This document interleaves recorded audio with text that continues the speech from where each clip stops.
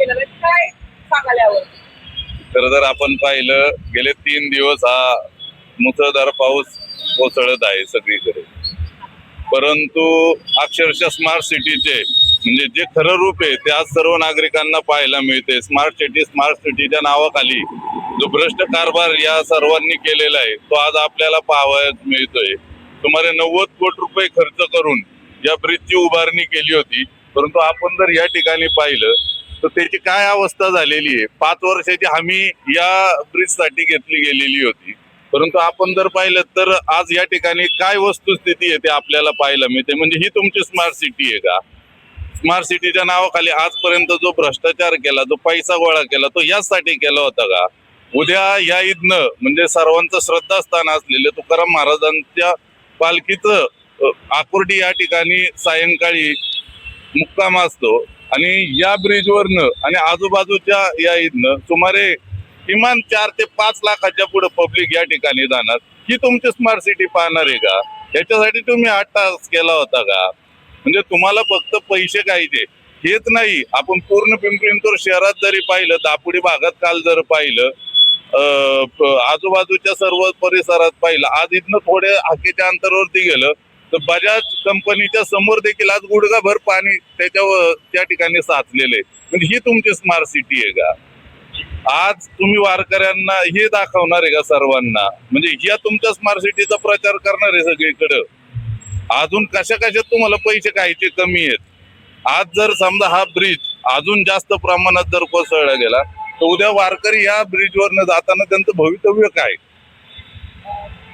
आता पाहायला गेलं तर हे भक्ती शक्ती इथलं श्री संत जगद्गुरु तुकाराम महाराज आणि छत्रपती शिवाजी महाराज या नावाने हा ब्रिज बनवलेला आहे. यावरती काय प्रतिक्रिया? खरं तर आपण पाहिलं ज्यावेळेस आपण पिंपरी-चिंचवड शहरात प्रवेश करतो, भक्ती आणि शक्तीचं शिल्प म्हणून त्या ठिकाणी मोठ्या दिमाख्यात ते आपण उभारलेलं आहे. परंतु आपण जर थोडंच पुढे आलं, हा ब्रिज पाहिला, मी मगाशी सांगितलं की सुमारे 90 कोटी 92 लाख रुपये खर्च आतापर्यंत या ब्रिजला झालेला आहे आणि त्याची वस्तुस्थिती आपण पाहतात. अक्षरशः तळवडे गावाकडे जाणारा रस्ता देखील खाली चिखलमय झालेला आहे. अजून देखील प्रशासनाचं या ठिकाणी लक्ष नाहीये. तात्पुरत्या स्वरूपात गाळ काढण्याचं काम चालू आहे, परंतु ह्याच्यावरती काय उपाययोजना करता येईल त्याकडे त्यांचं लक्ष नाहीये. याला कदाचित याचा देखील निधी काढून ते खायला कमी करणार नाहीये. आपण आता म्हणाला की 90 कोटी रुपये खर्च करून हा पूल उभा करण्यात आलेला आहे आणि कालच्या पावसामुळे जी अवस्था पुलाची अशी झालेली आहे. शिवसेना शहर अध्यक्ष म्हणून आपली काय नेमकी भूमिका असेल, ज्यांनी हे काम घेतलेलं आहे, काम केलेलं आहे?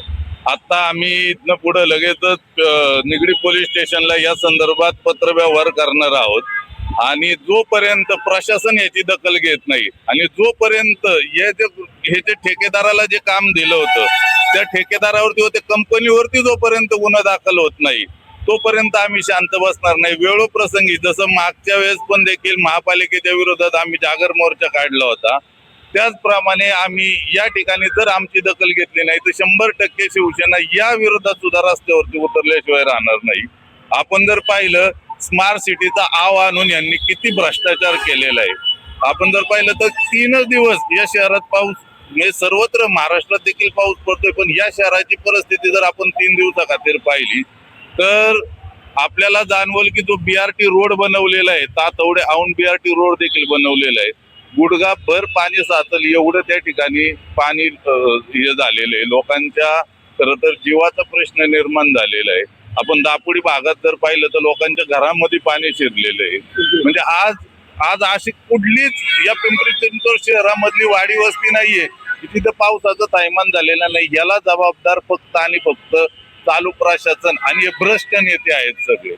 आम्ही या अगोदर देखील सुद्धा पिंपरी-चिंचवड महानगरपालिकेला निवेदन दिलं होतं की आपण नाल्यांची सफाई करा म्हणून, परंतु त्यांनी त्या ठिकाणी देखील त्याच्यावरती दुर्लक्ष केलेलं आहे. त्यांना फक्त जिथं पैसा खायला मिळेल त्या तिथलेच कामं फक्त ही करतात आहेत. बाकी सर्वसामान्य जनतेशी ही एक प्रकारची फसवणूक करतात.